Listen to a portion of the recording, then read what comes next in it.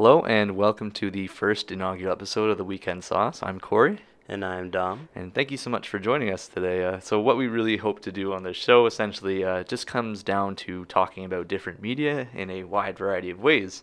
And so each week we'll be discussing a handful of topics, just ranging from things like video games to anime, movies, and really any other pop culture product that you can think of. So thank you so much for joining us, and let's just get right into it. This week we are discussing some of the recent news of For Honor's new and upcoming expansion involving Vortiger, as well as just some thoughts on the state of the game as it is today. We're also going to be talking about patch 9.2 in League of Legends. Silas was just released, right? Or is soon to be released, right? So we're going to see and talk about what we feel about how his ultimate is, and the upcoming changes to the rank system that we have now. And finally, just rounding off at the end there, discussing a little bit about Final Fantasy XIV's patch 4.5 released 3 weeks ago now, although the second week of Blue Mage's release. So just talking a little bit about that. So For Honor. So let's jump into it. Any thoughts? Well, first of all, Corey, when's the last time you played For Honor? So I very recently just got kind of back into For Honor. I decided to take the plunge again. I've been looking at it a lot just kind of in the past few weeks, and some of our mutual friends have been getting into it a lot more recently, so I decided I'd take the plunge again. I hadn't tried out Breach yet or anything. I hadn't fought against any of the Chinese heroes, so I wanted to give it a shot. Very recently I just kind of got back into the swing of things, as it were. Is it just me, or do you get this love-hate relationship with the game? It's completely half the time it's just pure rage and anger. Yeah. Of just being thrown off the ledge for the 5th time. You know what I mean? In a straight row. You're wondering where your team is. You just got double teamed. It's just a bunch of nonsense, really. I mean, it's such an easy kind of meme to go with, but in a game called For Honor, there really is no honor, right? People are throwing you off bridges and buildings into water, whatever have you, into traps, or you might be about to deck a guy into the Shadow Realm, and then 3 of his teammates show up and just absolutely destroy you without any chance, right? So stuff like that, yes, very much so. It's kind of like one of those games where when you're doing well, it's absolutely just a great time, right? Everything looks great, feels great, right? And when you're essentially pub stomping people, fantastic. And then like I said, you get ganked, or you get triple ganked, or whatever have you, and it's kind of like, oh well, that was a big waste of time. I had no chance. So it's very polarizing, I guess you could say. So the new expansion of Vortiger, right? Yep. Is it something that's drawn to you? You know what I mean? The sword and shield, right? For the knights, right? I know it's highly requested on Reddit, for instance, and there's lots of people who are excited for a sword and shield hero, right? Yeah, it seems pretty standard, right? Like a sword and board kind of fighter, right? I mean, we have Conqueror, who, he has a shield and he has the flail. Warlord with the kind of, closer to a buckler, so it's not really a sword and shield type deal. But, Vortiger, who I know that's not his kind of hero name, that's his character name, but that's Dark Prior, yeah. The Vortiger sounds way better. It really does. We'll go with Vortiger, but all right, fine. He really is that sword and board, or at least appears to be that sword and board kind of fighter, right? Has especially that nice tall shield. Yeah, exactly. Kite shield, I believe. If I'm remembering correctly. Yeah. So I mean, I'm excited. I've always really had a soft spot for the knights. They're kind of just under my interest in terms of factions under the samurai. So I mean, I think it. So you're not a Viking fan? I'm not a Viking fan. No, I actually don't have any of the Vikings unlocked. Interesting. Yeah, I just never bothered. I was very interested in Warlord when I first started playing way back. I just never got the hang of him. I always gravitated toward Kensei, and then Centurion came out, and Centurion is my guy, right? So it's okay. We didn't want you involved. Anyway. It's just how it played out. I just never really gravitated to these axe wielding maniacs, right? So that's just how it came about. And I mean, for Vortiger, really, it's one thing to say, he looks good, because he does. I really like the design and kind of like his crown helmet. Did type you deal. By any chance see that he gets a full counter to anything that's not GB guard break? To anything that's not guard break? I did not see that. No, including Shugoki's Demon Embrace. Really? He counters it. Oh. He picks him up, and he throws them, and it does damage. Okay. And then he gets like a free hit after. So I can foresee myself falling for that over and over again then, because I have very I've well I was saying that, I was saying this to you earlier, just coming back, it's tough kind of get back into it. So my skills, as it were, are definitely not as developed as they used to be. But that's really interesting that they gave him kind of a all-encompassing sort of counter, or at least, kind of reactionary ability. That's really interesting, because I mean, I can't really think of who the closest would be to having. There's nothing like it in the game. It's kind of like his own thing, It's I guess. unique, Yeah. Yeah. Interesting. I guess we'll see how that plays I out. don't know how I feel about that per se, right? I'm not gonna lie, I got pretty salty during this game, right? Yeah, that's fair. But That's fair. I guess it won't really affect me that much. I'm playing Raider. Everybody's already just countering my attacks and parrying them, right? What's a guy flipping What's me, one hitting more, me, right? What's going one to more do the to guy me? that you just can't really do anything against? Exactly, Right? exactly. To be honest, I don't see myself being as upset as I was against Marching Fire, right? Yeah. I just felt like Yeah. the game is changing, right? It's at a new level when it comes to the Marching Fire heroes, I feel. I definitely And agree.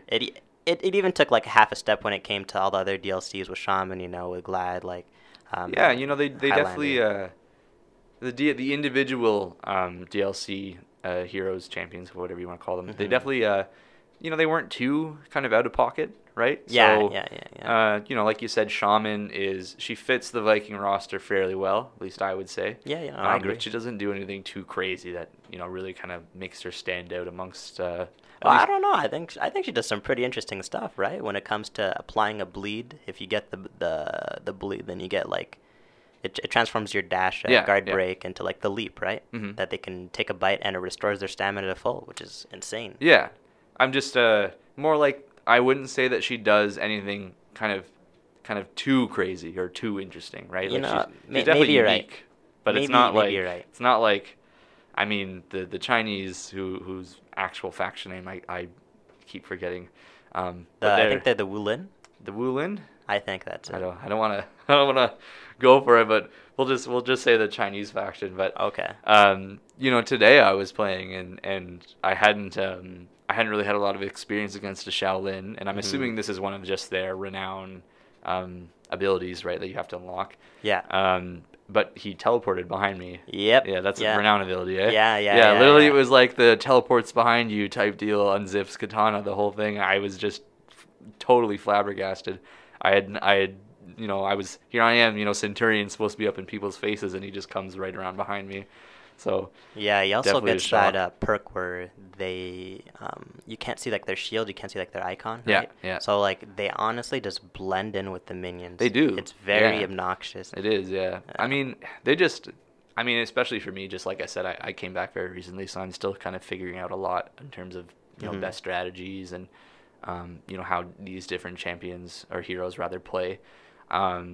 But really, I would say they definitely kind of went that extra step forward in terms of what they bring to the table, especially compared to the, I guess, what we can call legacy heroes now, right? Like the I guess it'd be 9 starters, or 9?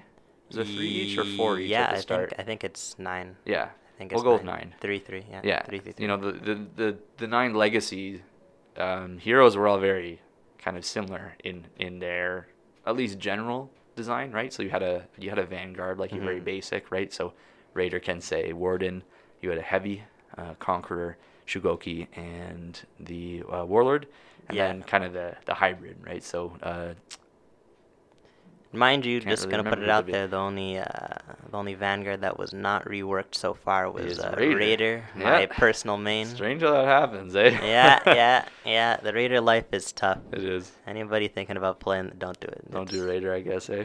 Unless you like pain and you like big axes, then I guess. Yeah, I was gonna say, if you're a fan of axes, and Raider very much is that cliche kind of cultural understanding of Vikings, right? He's got the helmed horn and he's got the big axe and he's this The biceps, Exactly, he's you know, a man's man. he's got the runes tattooed. He's basically this big slavering idiot who just walks your head off with an axe, right? With just no mercy or discretion at all. Oh my god. Right? So if you're into that, well then, ideally you can kind of pick Raider up, especially since, he's a Vanguard. Ideally that means he's fairly easy to play, perhaps not master, right? Those are just separate things. But, ideally you can kind of pick him up and enjoy yourself and with that cliche Viking. I mean, your next closest, I guess, would be Berserker, but they play, Berserkers play a lot differently, right? So it's not that kind of same thing, right? Especially, my own personal example, I gravitated towards Kensei because I love, I just like samurai just in general, right? I like Kensei a lot more than Orochi because, Kensei is a bit easier to play.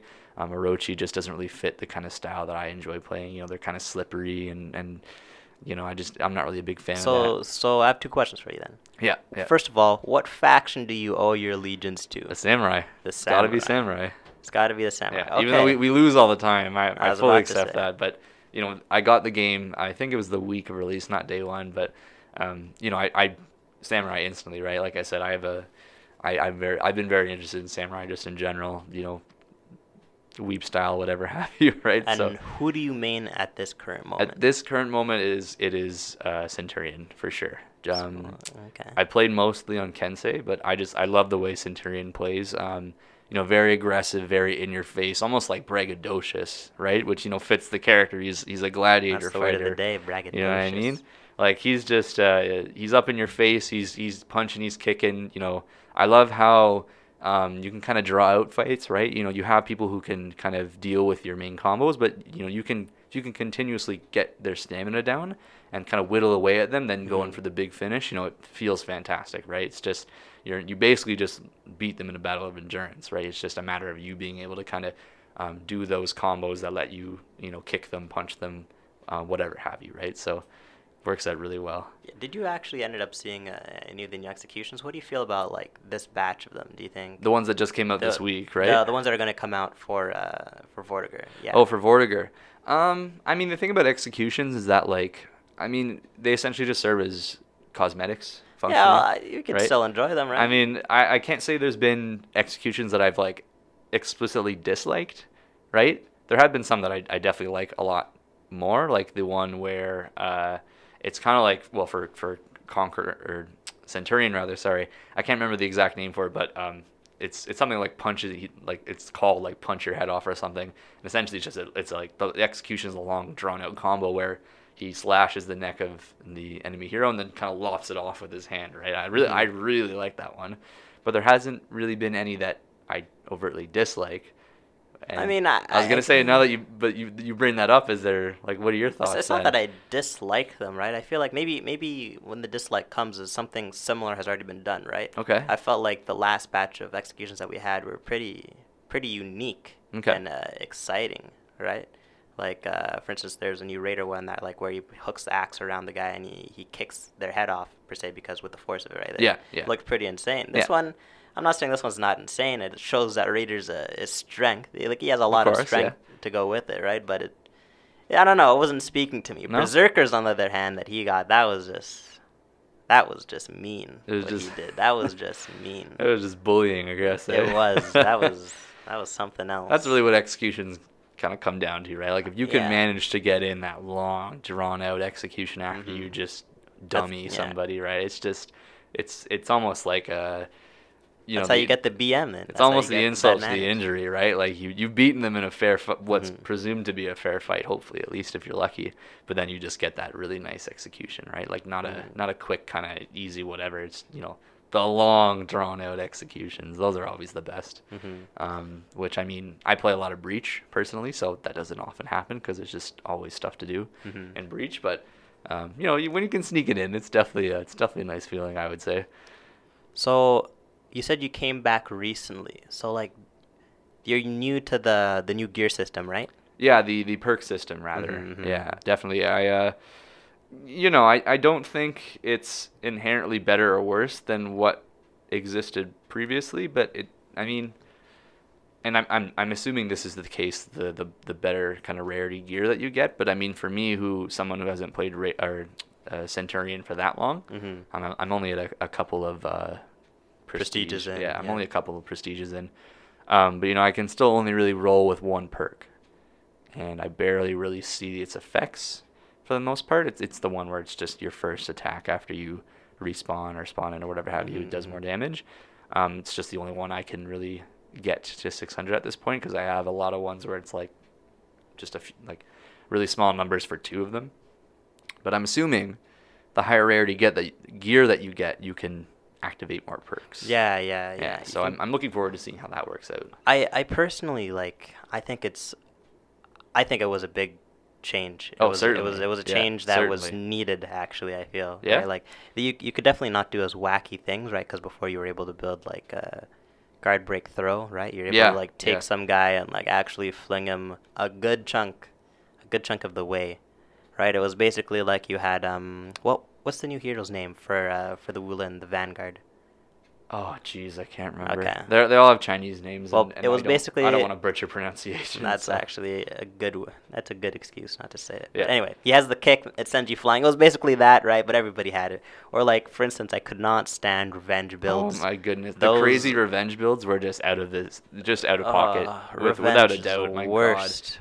God. Not now, but Yeah, it's a lot better now, for sure. I mean, there have been a few instances where, at least in my own personal experience, where I've be a really skilled law bringer or whatever have you, and he's obviously he's parrying or at least blocking. He's made to block and exactly. parry, right? That's what he's. And the man, he'll take on like 2 or 3 of us, no issues at all, right? And then just hit the revenge, and then just the overhead chop, and that's kind of it, right? Like that's just you're dead. So even building like revenge damage. Like it's just I've one-shotted kids, right? It's just crazy, right? Like just seeing that in action is just unbelievable. It's almost like you're breaking the game, right? But it's in the game, right? It's one of those things where you just have to kind of. It was taken out. Yeah, you just kind of you had to kind of min-max it, right? Like you had to know what you were doing to a certain extent. Now I guess it is a bit simpler, I suppose, right? Because your perks don't really do anything too extravagant. At least in my experience, I haven't really seen anybody with perks that kind of make them dominate over people who don't perhaps have as many activated or anything. But it definitely is an interesting change. I gotta wonder kind of how they came up with that, right? Yeah. They took out a lot of mechanics in the game, right? Like heal. Well, not that they took it out. It's just less so. Like healing after an execution, right? Yeah. Way less, way less. Now you actually have to build towards you have to get it. The perk, yeah. It's a Devourer, I think. Exactly. Yeah. I think that's it. Mm-hmm. To really, I don't know, like heal off of stuff. But I feel like most of the perks are not that interesting anymore. I feel, per se. I wouldn't disagree for sure. It's kind of like after a kill, your next hit is like. That's what I mean. They're pretty basic, kind of. I mean, like. They're very simple, right? I don't think they would ever go for anything that's too complicated or anything that like could potentially kind of break the game in some fashion or another. Yeah. So really just keeping it kind of safe and simple. I mean, I don't know if it's their best bet, but at least it's been working for the time being. I mean, I don't have any overt issues with what the system is now. I mean, maybe in the future once, things kind of get hot fixed and buffed or nerfed or whatever have you, I guess we'll see how it goes, but at least for the time being, I feel as if the perk system functions at the very least, right? Maybe it doesn't thrive, but it's acceptable. Yeah. No, I definitely agree. But on one note, actually, how do you feel about not being able to change your orders while you are waiting for a game? Why is this not okay, like... This is just the eternal issue with, for whatever reason, for Honor, right? These are just quality of life changes that need to be made, right? Thank God they changed the menu, though. You know what I mean? Like, why is this a thing? Like, we shouldn't be able to keep saying this, right? Like, month after month, right? Or, like, how you can't, when you're just waiting, you can't, like, go to the shop or anything. And, like, the only menus that you have when you're queued up is your heroes menu and, like, your settings. Exactly. Right? Yeah. But it's like, what if I have other things that I want to do? Or, like, what if I want to spend money on this game? Like, you would think Ubisoft, of all people, would like want you to be spending money on their microtransactions or whatever, right? Like, not that that's something that I really do, but like, just the option would be nice opposed to just like having to look at my heroes. I feel like Ubisoft has always been the type of company to have weird, janky ways of doing things when it comes to I don't disagree. menus, right? Yeah. Like, even when it came to Siege in the past, we had to click Shift F2 to get like our quests. You know what I mean? To get Yeah, like yeah, the that's equivalent of right. your orders. Yeah, That through was the Ubisoft insane. Club, yeah. Like through Ubisoft Club. Why is that a thing, right? Yeah. Or even like if I'm playing with a controller, right? And I play on PC. Mm-hmm. So like this is not an issue for console players, right? But if I get an invite, right, I have to use my mouse, right? And like I need to be going back and forth between these two things. Yeah, I'm not saying that like I'm crying about this, but I mean like it's just a small thing. It's like I said, these are quality of life changes Right. that, ideal they should be in the game. It's just like simple, right? You want to have that complete controller functionality. You don't want to be switching to and fro your controller and your computer. That just, it's just kind of silly. It doesn't right? help, after No. I'm salty after a game, that's what happens to me. Yeah. But anyway, let's change the topic. So, League of Legends, the patch 9.2, was it? Yeah, I think that's it. Yeah, 9.2 with the presumed release of Silas, who, just when I was reading a little bit about an hour ago, he hadn't been released. There were a few articles that, the articles were saying, where is Silas? Can't really speak to as if he's out right now because I don't have, obviously we're not playing League right now, but, let's talk about it. Let's talk about Silas. So, of course the main thing for Silas is his ultimate, right? So he steals other people's ultimate. yeah. For those of you who perhaps aren't really into League, so Silas, his ultimate is called Hijack. And so essentially he hijacks an enemy's ultimate and takes it as his own to use in whatever fashion that you wish, right? The enemy still can use their ultimate. It's just Silas basically just copies it and uses it for his own purposes. So what do you think about that? I mean, the rest of his kit is pretty standard, right? I mean, he's got dash and a shield kind of thing. He has sustain. He has execution in his kit. He's like his lots of AOE. His base kit isn't like too kind of extravagant or too kind of out of the box, right? I mean, League of Legends, I wouldn't say that's something they're really known for just in general, but I feel with the new recent champions, they've been trying to break the mold like a little bit, right? Like, I don't know, you ever seen Nico? Yeah, no, I was gonna say let's talk about that then. So what do you mean by? I feel like before, like I see what you're saying. Like the kits weren't very like, they didn't jump out at you. They weren't very like exciting, right? But I feel like relatively with the new champions, they try to break the mold, right?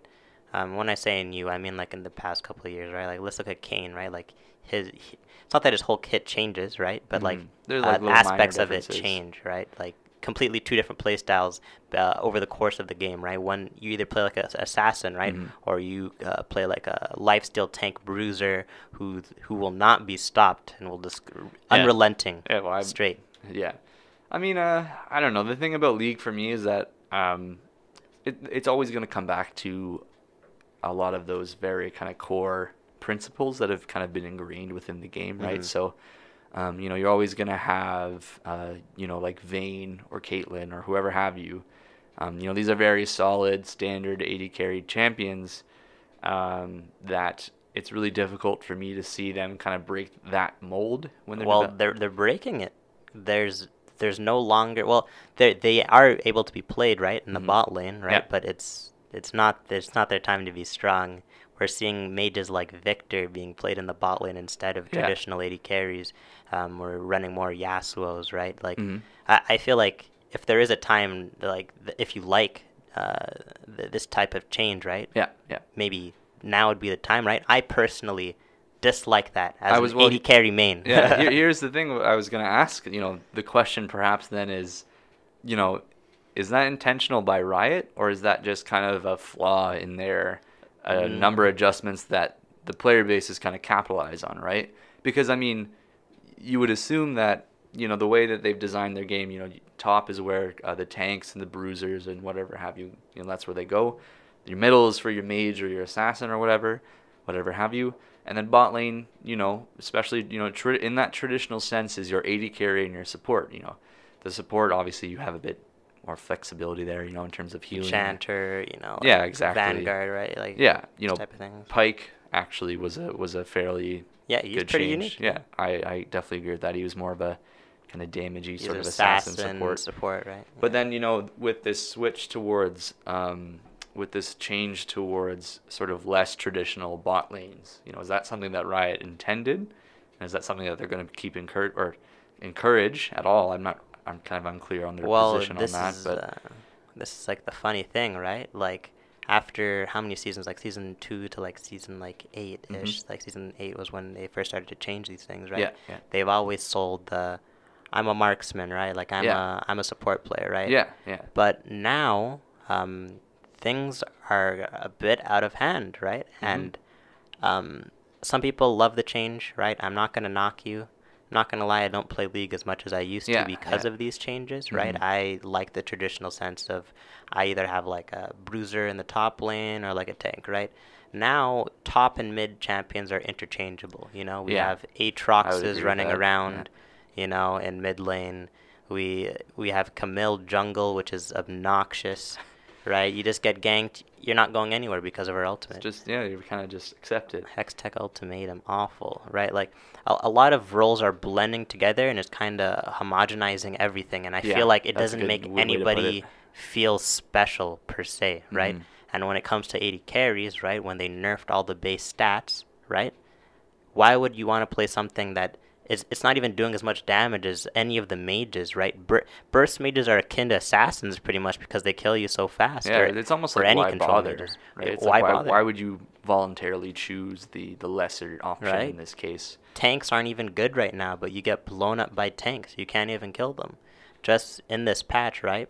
They reverted all the changes they did in season 8 for 80 carry itemization, right?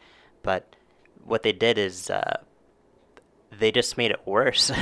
So they just like I get why, because in season 7 I think 80 carries were broken when the times of world. Right. Okay. Right. I personally don't agree with that, but I'm biased a little bit. Yeah. Okay. It was the supports, I tell you. But anyway, so they didn't want it to be that way again, right? So they changed itemization, and that's when Runes of Forge came out, and lots of damage was implemented into the game, right? Electrocute, right? Lethal Tempo, which wasn't as good at the start, but now it's starting to pick up steam for the carries and so on. But really, like assassins right now and control mages. I say control mages. It's really just Lissandra are taking over the game, right? Urgot is very prominent. A lot of bruisers are just too much to handle right now. It's just kind of, you just get stat checked. They just kind of slap you in the face. Yeah, it's almost like they have that little bit of everything, right? Like they have good enough damage, good enough survivability, good enough crowd control. Here's the reason why, actually. So new Infinity Edge, it gave you 10% true damage on your crits. Right. Okay. Conqueror gives you 20% if you just fight for bruisers, right? Yeah. So you have more gold value basically in one passive than actual Infinity Edge that you're spending like 3,600 gold on. Staple marksman item. Yeah. Right? Like, so, I don't know. So like that's what my main gripe is. I don't. Some people like that it's so unique, right? Now that you can take anything anywhere, the world's my oyster. I am now able to play. I'm able to be me, right? You're able to express yourself more, right? Yeah, yeah. But kind of play what you want. Exactly. But games that are lasting so short, right? Everybody's probably FFing at like 15, and if you're not, you're getting the doors knocked on by 20 minutes quick already. 20-minute game, right? Right. I feel like they're changing the identity of like League as a whole, which I don't. It could be for the better. It could be for the worse. Kind of just, right? I would say, it just kind of betrays your expectations, right? Like when you pick that traditional bot lane combination, right? So, I know you and I played tons and tons of like Ezreal Sona. Right? Back in the day. Yeah, back in the day, right? Like, so, let's say you and I head down bot lane and we expect to face another marksman support combo, right? And so we're planning for that. If we're fighting 2 assassins or a mage and an assassin, right? Well, then, basically we just have to survive because we don't have, that level of damage. And, perhaps they don't have the survivability, but if they can just, totally destroy us in every kind of confrontation that we end up, or trade that we end up having, well then, what's the point, right? Like, the question is, why didn't we do that, right? Yeah. Well, that's a huge thing. That's crazy because, again, they trained us that this is how it should be with our cookie cutter, and now that Now that it's not, that it's not there, right? It's kind of just like, well, I kind of did this for how many seasons? This is what I liked, where right? do you go from here, right? Like, where do you, especially for champion design? I know we started with Silas, kind of got off track a little here, but you know, I gotta wonder when they're making these champions. What is their vision for where they'll play, right? Deciding things like magic or physical focused or whatever have you. That's a bit more based on kind of the context of the champion. For Silas, his whole thing is that he was a former mage seeker for Demacia, and he kind of stole a young mage's magic and killed him. That's why he was in prison, right? Yeah. So it makes sense that he's a magic focused damage dealer, right? But then I gotta wonder, did they plan for him to go mid, to go top? Where is he actually gonna get played, right? Because especially for him, one of the things they have to keep in mind is his ultimate is more or less based on kind of whose ultimate you can steal, right? Because let's say that you start off in top lane and it turns out whoever's in mid, or whoever the enemy mid is, has that a much more juicier ultimate. If you can manage to switch with your mid lane, then maybe that's the best decision, right? Did Riot plan for that, right? What were they thinking when they came out with it, right? So that's anytime any of these champions kind of get announced, I have to wonder that, right? Like, what was their sort of framework for making this champion? What were their intentions, and how does that relate to what actually ends up happening? I don't know, right? I can't say I work at Riot Games, right? Of course, here I am. I'm here. We're here in Ottawa, right? Riot Games is not based in Ottawa. May as well be an entirely different planet. Yeah, but if I had to guess, right? Like I don't know. Did you read any of the lore that went with him? For Silas? Yeah. Yeah. So I gave a little blurb there, as it were. But yeah, that's. Yeah, I feel like they were just trying to. Or recently, they've been trying to paint different pictures for different places, right? You mean so like contextually? Zon has good areas now. It's not only just straight punk thugs, right? And Piltover, right? They also have like rich aristocrats that are kind of full of themselves, right? So they're showing that Demacia, right, which is usually, or at least was, the strong, upstanding, supposed to be your good guy city, right? Exactly, right? The counterpart to Noxus, who's just apparently pure evil. There's nobody good in Noxus, right? Yeah. But except Riven, supposedly. But she left. Well, yeah, that's. I don't know. I mean, the league. You and I have spoken about this a lot. Yeah. In general, but the setting in League of Legends is kind of very sort of. It fits really into what I end up calling kind of these open kind of sci-fi fantasy settings. The rules are very loose. Kind of the technological levels within the setting are very, they're varied. Right, some civilizations are kind of magic focused and some are scientific focused, or right? nature, whatever have you, right? Like they kind of play fast and loose with what ends up going on in their world. They've just packed so much in that they can kind of do whatever they want, right? So not necessarily that's a bad thing. It's just I almost feel like it's more based on kind of creating characters and a setting that kind of aesthetically looks pleasing, but then when you kind of delve deeper into it, it's not really that interesting or that compelling, right? I mean, here we are talking about Noxus and Demacia, who are supposed to be the bad guy / good guy, city-states or whatever have you. And I mean, like, an argument can be made easily for which one is which one is good, which one is bad. Or at least you would hope that would be the case, but then, Noxus is populated by guys like Draven, Darius, Swain, right? These, Swain... Vladimir, like LeBlanc, Sion, right? Right, LeBlanc and her whole Order of the Black Rose there, and, all these kind Talon, Katarina, right? They're very more on that malicious side of ethics, I guess, if you want to call it that. It's just how the country is. Yeah, right? That's what I mean, though. It's like, ideally you'd be able to say, like, oh, well, Noxus, like, they kind of have a point. It's not, maybe you could make the argument that, wasting too much effort or resources on, because for them it's the strong always survive, right? Maybe, wasting resources on those beneath you, that can actually lead to ruin. But, like, there really isn't a whole lot of background for that.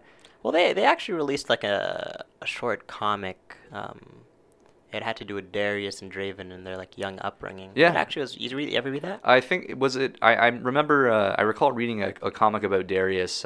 There was a woman with Yes, white yes. hair. It was a little while back though. I'm not Yeah, sure it if was a little while back, but it just go to show like the Darius wasn't as bad as a person as we thought he was, right? He was human, Yeah. and we're shown that like Noxus's economy actually thrives on war, right? Mhm. But again, that's besides the point. Yeah, like, I it's kind of got sidetracked. Yeah, by, like, the maybe another week we can kind of go in more in depth about like the kind of nuances that go along with the world of Runeterra, but for League as it is now, yeah, the state of the game.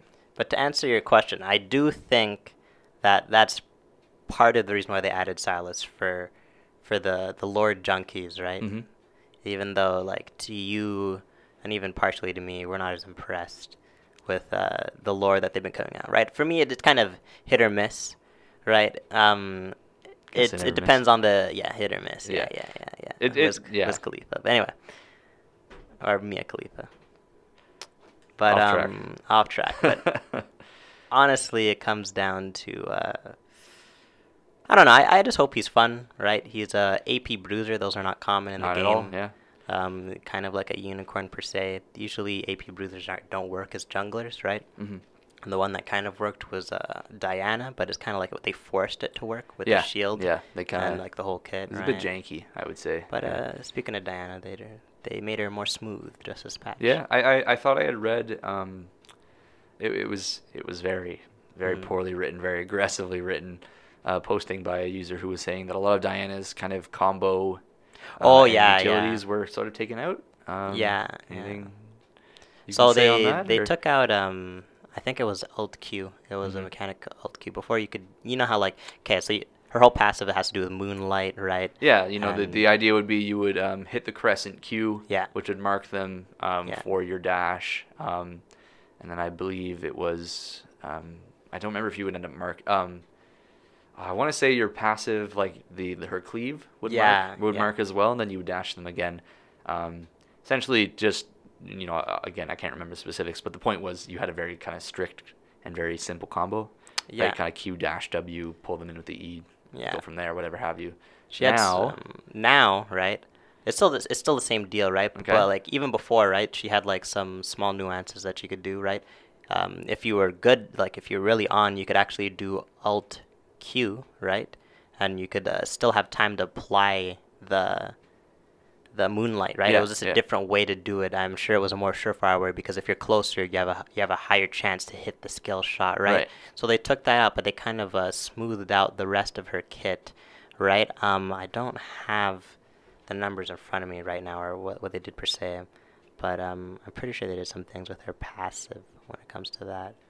I don't know, but I think that is all the time we have for this subject. So for League, I mean, really, I really wanted to kind of get over to Final Fantasy XIV. So, really quick, 3 weeks ago now, we had the release of patch 4.5 Requiem for Heroes for Final Fantasy XIV, which is one of the lead-up patches into the somewhat recently announced Shadowbringers expansion, right? So. When it first came out, it would be, like I said, 3 weeks ago now, we had a couple things come out.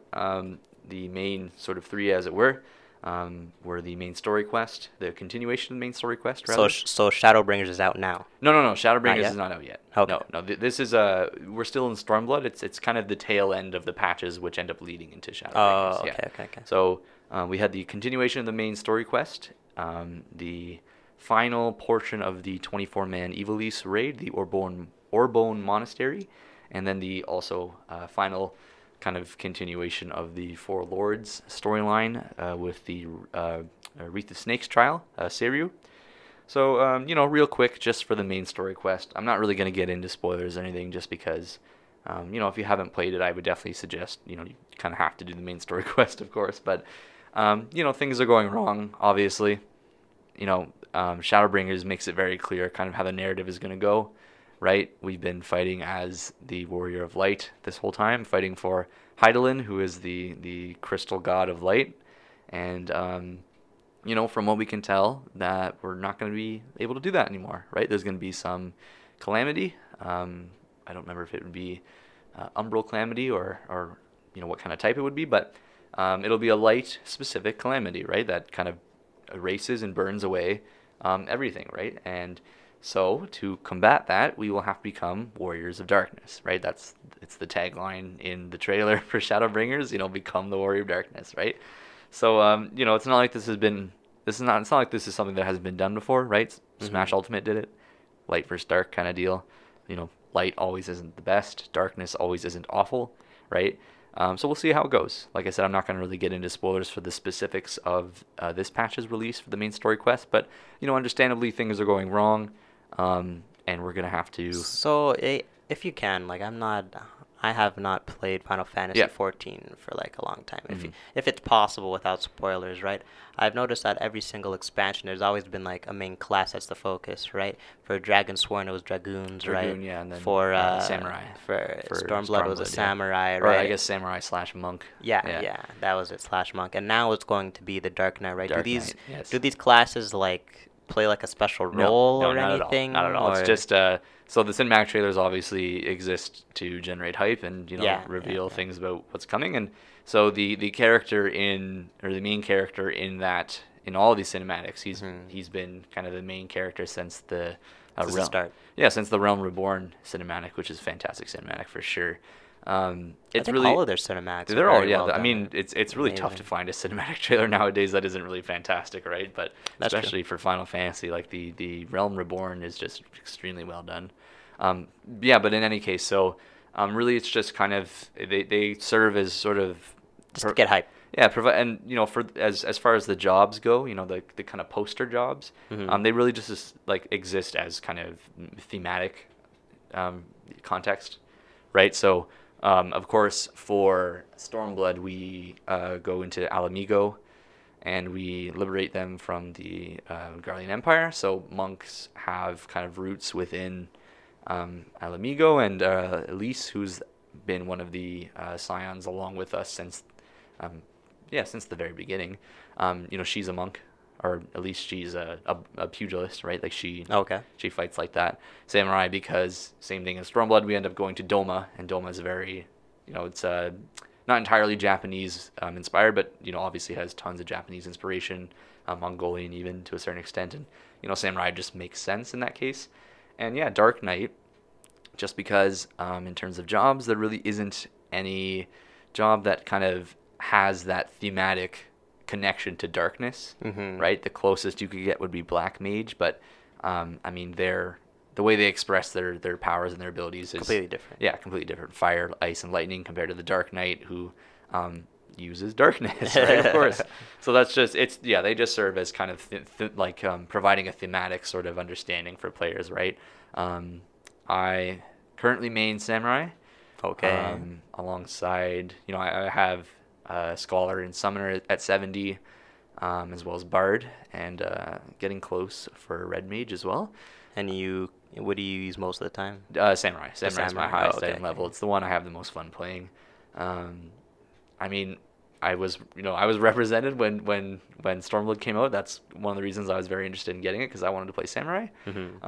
But we haven't seen anything kind of in terms of White Mage or Black Mage yet. Even in the Shadowbringers trailer, I believe the Warrior of Light main character for the cinematic starts as a archer or a bard. And he switches jobs in the fight in the cinematic, which is very well done. Haven't really seen that kind of happen in a very long time in terms of cinematics. And yeah, he finishes off as a Dark Knight. So, we'll see how it goes, because like I said, in terms of narrative uniqueness, it's not like this is something that hasn't been done before. But I do think that hopefully they kind of keep with the consistent quality. I mean, Stormblood had its drops, but if they can kind of make sure they do well enough, it'll be all well and good. I agree with you 100% that it's not unique, right? But I still feel like I don't get me wrong. It's a nice switch up, for right? sure. I love it. Darkness, dark related abilities always look way cooler. Edge lords yeah, over here. I mean, that's just how it is.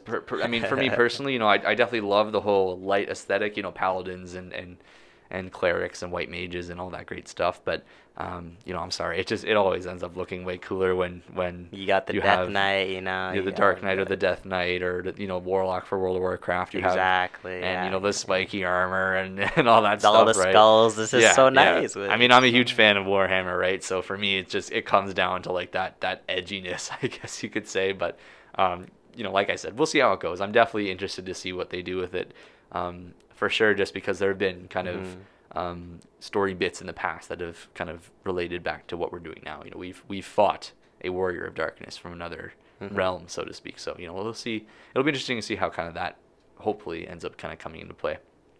Aside from the main story quest, of course, we had, as I mentioned earlier, the kind of last wing or section, whatever you want to call it, of the 24-man Ivalice raid. Okay. So Final Fantasy, anything to do with Ivalice, I don't have a lot of experience in. So tactics and all that good stuff. I played a little bit, and I definitely did enjoy my time with it, but I haven't. It's not something I'm completely familiar with. And so for me, this time my familiarity ended for the most part with this kind of final wing. However, this wing definitely was the best of all of them. Yeah? Yeah, no doubt about it. So first off, in the monastery, you start off with I can't remember all the boss names right now. Just last one, Ultima. She's fantastic. But real quick, all the boss fights are just fantastic, and especially when it comes to presentation. The presentation this time around for the 24-man raid, because there's always a 24-man raid in all these expansions. Fantastic. All the bosses in this wing are voiced, right? That's never been done before. It works out great, and they're like, some of the lines that they say can be a bit hammy, but it's stuff that you would expect a little bosses. cheesy. Yeah, but it's stuff that you would expect bosses to say, right? Like, you're fighting this giant creature, whether it's this winged seraph or a thunder god or essentially just this sniper mech. You're fighting these giant creatures, and it makes sense for them to kind of be very bombastic in what they say. But as I said, presentation phenomenal. I'm not going to mention Ultima yet because I want to save her for last. So yeah, I mean, for the first 3 boss fights, really well done, just because it's got that traditional kind of Final Fantasy XIV style where you just have to pay attention, kind of dodge left and right, or escape the fire. But then there's also like a little bit extra that you have to do, right? Okay. So for the first fight, at one point, everyone in the raid gets marked, except for one kind of direction, your front, your back, your left, or your right side. So then you have to turn yourself so that side is facing the boss, because as he's sniping you, and if you don't do that, you die instantly, right? So it's just, again, it's not anything too extravagant, but it's just paying attention, which I really like. You can't just sit there and kind of heal bot your way through the fight. Second fight, same thing. These little kind of shields and swords will pop up, and you need to use them at the appropriate times. Very simple. People still manage to mess it up, but very simple. It actually requires you to pay attention to what's going on around you and kind of look through all the effects and everything that's happening. The third fight, Thunder God, whose name I can't remember right now, same thing. It's all kind of positional. The fight takes place in a circle, basically a donut. He stands in the donut hole, as it were, and everyone's kind of around him, kind of like an Ozma sort of situation. And it's just watching what he does and then kind of moving as need be. So as long as you're paying attention. Yeah, moving, really. and you're not standing in the fire trying to DPS higher. Yeah. Really, what it comes down to for me, what like I said, that kind of traditional Final Fantasy style. It's just you can't stand there and do whatever you want. You actually need to move around and follow your party and make sure you're paying attention, or otherwise you're just going to be essentially useless to your team, which is not great, right? So I'm a fan of it. I really think they did a good job with these first boss fights, especially just because there's not a lot of chaff in between. There's I think one little portion where you fight a few mobs, but for the most part it's just boss fight after boss fight. So I really like that.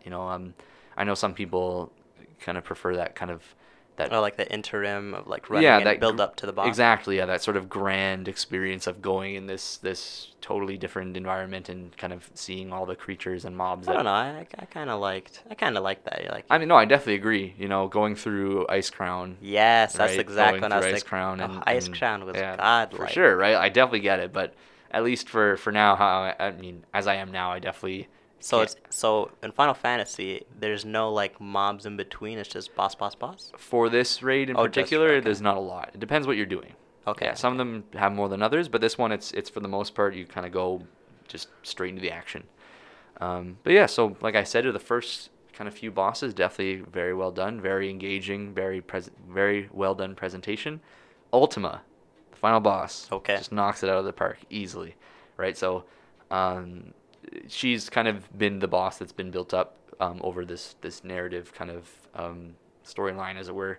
The 24-man raids always have these stories that exist outside of the main one, right? So for this one, like I said, it's very tied to Ivalice, and Ivalice exists within the world of Final Fantasy, within the world of Eorzea, but in its own unique way, kind of deal. And the races from Ivalice kind of pop up as well.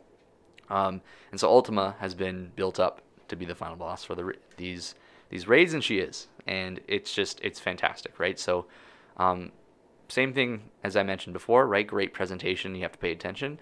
Just for a few key specifics, right? So, Ultima will summon kind of mini versions of bosses from other raids, and so I mean, I personally think that's a really great thing. Because Do the small bosses have like the same mechanics as other bosses? so they or- will perform mechanics that they have in their other fights. Oh, okay. And so it's up to you to make sure that you remember those, right? So I mean, I know some people might say that's a bad idea for like new players or people who don't really remember, but I think it's great, right? Because it's not like it's just another thing for you to worry about during your raid, right?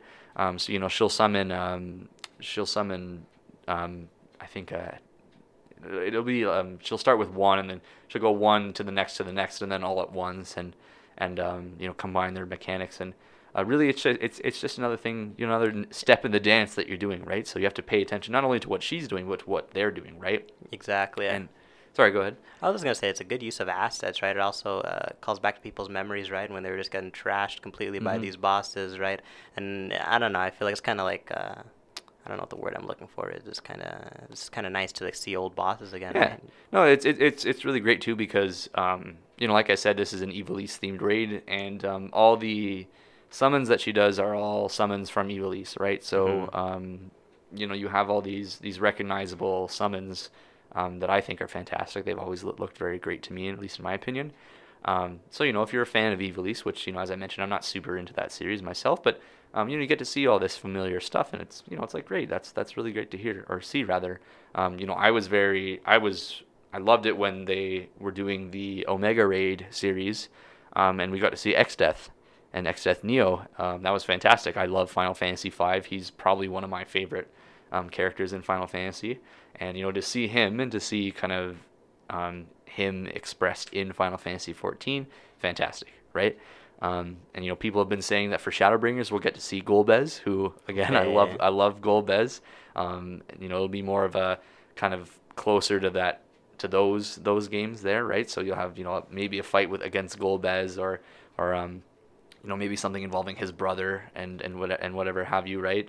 It'll be interesting to see if that's the case. That'd be very, very nice. Yeah. But Ultima she brings back all these former bosses for little mechanics, and then you beat her first phase because it's a 2-phase fight, right? Okay. So you beat her first phase, and it's just this long, drawn out sequence where basically you're stuck in a bubble while the 3 bosses you just fought. As basically the characters that you've been kind of seeing and hearing about throughout the storyline, they come and protect you, right? And it ends off with just this amazing sort of flash by you get protected, right? And it mechanically it works out really well too because I've only healed the raid a couple times, but in that portion healers have to be constantly just going and healing everybody because if they don't, everyone just dies. You're taking constant damage, right?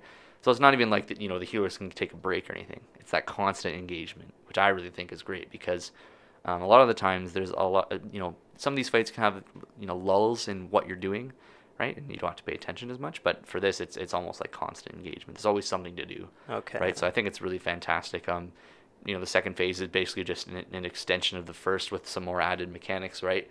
She still calls down these giant aetheryte crystals that shoot lasers at you, right? And so you have to turn your camera to see where they are so you're not standing in line. Really just I I just think the fight is fantastic because there's just so much that you need to kind of do and pay attention to. So, you know, if you're someone who just wants to go through the raid and just kind of get your gear and whatever, you know, I wouldn't say it's something that you can kind of just wing. I definitely think well, I would certainly always recommend watching videos on what you're doing before you keep up, but it's one of those ones where, you know, it definitely helps for you to actually know what you're doing, because then it's just, you're breezing through these mechanics, feeling great, you know, not getting damaged, not dying, you know, sidestepping everything. You just feel amazing. Moral is, you know, don't grief my main man Corey here, you know, with your lack of knowledge. But I wanted to touch upon this one subject. I know Shadowbringers is not out yet, but what is out is Blue Mage. Yes. Right? Yes. So I just did a little bit of reading up on this again. I don't play Final Fantasy XIV. The main man here is Corey when it comes to that. I heard that they take the boss's abilities, right? It seems like a solo player class because they're not able to integrate with the rest of the other classes. Yeah. What is that like? Yeah, so I'll give you the quick rundown here, right? So Blue Mage, as it has existed in Final Fantasy in the past, the way it works is that you observe or take damage by enemy spells, and then you get those spells to use for your own, right? Okay.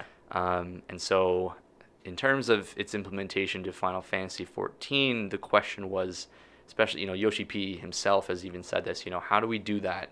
How do we implement Blue Mage in such a way where we can keep that core job identity of getting hit by monsters and learning their abilities, while also fitting them into the trifecta of MMO classes, right? Healer, damage, or tank. And for him, he was always very sort of reluctant to even try. Well, it makes sense, right? Like, yeah, it does. I agree. It seems like a solo thing, right? Yeah. Or it seems like it would be OP or like yeah. too much. Well, that was one of their the concerns, right? It was that there would be no way for the dev team to balance abilities, right? Because you wouldn't have like just a set of abilities that everyone who was a Blue Mage would use. You know, people would mix and match, or, you know, do whatever have you, take the best ones, right? So it was very difficult, I would imagine, for them to kind of come up with what they did end up coming up with. Interestingly enough, Final Fantasy XI, which was their first sort of Final Fantasy MMO, did have Blue Mage. Okay. Did function differently, but apparently worked out very well. I don't actually. Was it like a class like before? Yeah, no, it was a full-fledged class that you could play as. I'm not really too familiar with it because I never actually played Final Fantasy XI myself, but okay. I know they did that. They did have Blue Mage in that game. Was Final Fantasy XI like still like a job-changing thing that like at any time like Final Fantasy XIV is? Believe so. Don't take anything. Okay. Everything I say for Final Fantasy XI is very kind of skewed. I don't really know a whole lot about it. It's very surface level. Yeah, very surface level, especially just because I didn't have the means to play it back in the day, so I just didn't bother, right? Mm-hmm. But yeah, so for Blue Mage, what they've come out with, what they decided to put in the game, is, you know, Blue Mage is the first limited job in Final Fantasy XIV. So basically, what that means is that, you know, Blue Mages cannot queue up for anything, dungeons, trials, raids, whatever have you. They cannot progress through the main story quest as a Blue Mage. No PvP. Interesting. Yeah, no PvP or anything. Level cap right now is 50. And they have their own specific trial called the Masked Carnival. So, the way it works is that you do get abilities from killing enemies. So, you get given a spell book when you become a Blue Mage. It has 49 spells in it, and so each kind of tab or entry in the spell book kind of gives you a hint on where to go to get the spell, which, I mean, it's up to the player to decide if they want to just look up where to go or if they want to figure it out on their own. And so you go and you kill the monsters, and you might not get it the first time. You know, you just keep killing and killing, and you get the spell. And yeah, I mean, you just kind of go from there, right? And so, as you said, it kind of ends up being like a solo experience, because so what ends up happening is there's kind of like a split between a level 50 Blue Mage and a level 1 to 49 Blue Mage. Okay. Because a level 1 to 49 Blue Mage, there's still plenty to do in terms of open world spell gathering. So there's still monsters in the open world that you can kill to get their spells. And even when it comes to going and doing the dungeons, it's just a matter of hopping in a pug and just doing it with other Blue Mages, right? You can do content just with 4 Blue Mages, no problem. When you hit level 50, well, that's when all the changes kind of happen, because you're at the end game, right? And I say end game, but it's almost not really a fair term to apply to Blue Mage, because it's not the same as every other job or every other class, right? Like, you basically just have the Masked Carnival to do, unless you still need to fill out your spell book, right? So you know, I'd say around half of the spells you have to be level 50 to get, and really all that requires is just you hit up some pugs, and just do them. And for level 50 pugs, actually it's a lot easier too, because usually what ends up happening is one person in the party will be they'll swap to their level 70, and then just blitz down the boss until they do their ability, and then just kill it right away. And So they could switch classes in the middle? not in the middle, no. It's Okay. when you queue up. So let's say you and myself and some others were doing a trial, so 8 of us. Okay. And I would say I'm gonna go on my samurai. But I thought they couldn't play with other classes. No. So they can't queue up for anything. So they can't Okay. use Duty Finder or anything like that. But they can join pickup groups. So they can go through Party Finder. Oh, Doesn't have to okay. be blue mages, yeah. Which I mean, it's I guess it's kind of like that compromise, so that you're not only playing with other blue mages. I mean, you can only get to level 50, so it's not like you're really going to be doing anything that substantial. You can't do. So are you mainly playing it for like the story, or? That's the thing. That's what I was going to get What's into, its actually. purpose? Yeah, because like as I mentioned, it's almost unfair to say that Blue Mage's end game is an end game, because you just have the Mass Carnival, and the Mass Carnival, really what it comes down to is making sure that you have the right spells equipped, and that you can pay attention to what's going on around you. It is a solo trial, a solo duty that you do on your own, but it tells you what you're up against, and you can look at the monsters that you're fighting and all that stuff. So, and I mean, again, if you wanted to look up guides on how to beat each individual fight or act or anything, you could do that. So really what it ends up being, it's almost like a mini game. I've seen a lot of people who are just saying, Blue Mage is essentially a mini game that you do in your spare time, because it doesn't take long to get to level 50. I took a bit longer because I was busy with other things, but if I just sat and grinded out to it, I could have done it in a few days, and then I would have been at Mass Carnival, and then for really it just ends up being that, do you have the proper spells and can you pay attention? That's it, right? Personally, as I am now, I don't have all the spells unlocked just because I haven't really been, again, I haven't really been grinding out for them as much. I have a couple of primal spells left to do, and I haven't gone through the Mass Carnival in its entirety or anything. But yeah, at this point, it just seems like its implementation is very strange, and I don't really have an answer to this. But the question that I keep coming back to is, was it worth it to put this in, right? Like, was it worth to have this in? Because I love Blue Mage. I've always loved Blue Mage as a job, just in other Final Fantasy games, and even now, like Blue Mage looks, the way they look is fantastic. I love their artifact gear. I love their abilities. Right, you get primal abilities, which summoners are obviously incredibly jealous about. I mean, I play summoner to a certain extent. I would love to have that stuff. And yeah, everything looks great, but it doesn't play great. It just kind of plays like it's just you're doing your own thing, and it's almost like, again, a mini game. It's something to do while you're waiting to be. Why are you doing your own thing in an MMO, right? That's exactly that's the what you're question. saying. Was it worth it to put this into a massively multiplayer online game? Right? Like, is that something that you want to keep going with? Because they were even saying at FanFest and stuff, Blue Mage can open the avenues for Puppet Master or Beast Master or whatever have you. So I guess it'll be interesting to see how it kind of continues in the future, because as it is now, I don't have too much of an interest in it, but I'm definitely going to keep my eye on it for the future. All right. Well, I think that wraps up the first episode of Weekend Sauce. Feel free to follow us on Twitter and also on our YouTube. It's both of them are Weekend Sauce, right? Corey, you have anything else to say? Yeah. So we're on Twitter, we're on YouTube, we're on SoundCloud. Thank you so much for joining us, and if you want to keep along with us, we'd love to have you. Yeah. All right. Well, everybody have a good day. Take care.